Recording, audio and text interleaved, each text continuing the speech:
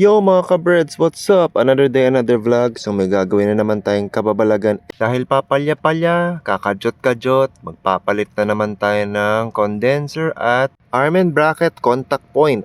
Kung hindi pa kayo nagpapalit ng igniter, usually pinapalitan to once a year. Pero depende pa rin yan sa driving habits at kondisyon ng kotse nyo. Gamit lang tayo ng 8mm para dito sa nut para matanggal natin tong terminal ng arm and bracket. So meron ng unevenness or pitting guys. So kitang-kita naman yung ebidensya. Kaya pala nagbi-misfire. So tatanggalin na natin tong condenser. Although bago pa naman to, wala pa namang signs of pagkapalya.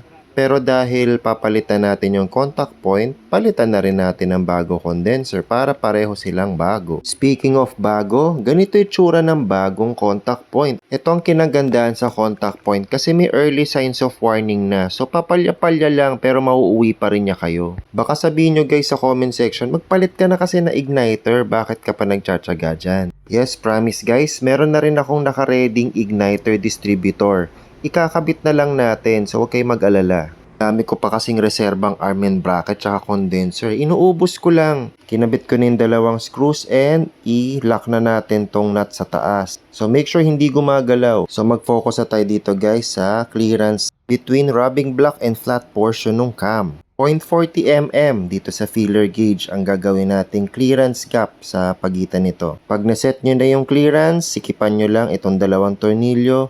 Make sure hindi matatanggal yung feeler gauge and then i-feel nyo ulit. Kailangan may slight resistance or parang may kagat konti dun sa gauge nyo. Grasahan natin tong cam para mag-glide smoothly yung rubbing block. 600 grit ang pinangliha ko dito sa rotor para mas maganda yung conductivity niya.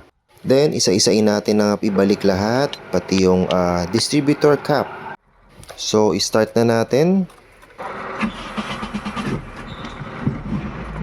Abutin natin sa normal operating temperature para maset natin yung ignition timing. Nugot natin yung vacuum advancer and linagyan ng harang para walang vacuum leak. And ikabit na natin tong timing light natin. So sa spark plug number 1 natin siya ilalagay. Makikita nyo 6 to 7 degrees approximate. So medyo delay or retard. So i-advance natin konti yung distributor. So next naman itap natin konti dito sa part ng advancer para umabot sa 10 degrees before top 10 center. So ulitin lang natin konti. O ayan, sumakto na siya sa 10 degrees before top 10 center. Maganda talaga guys, gamitan natin ang timing light para mas precise ang ignition timing. Para ready for long drive. Like, share, and subscribe sa YouTube channel ko.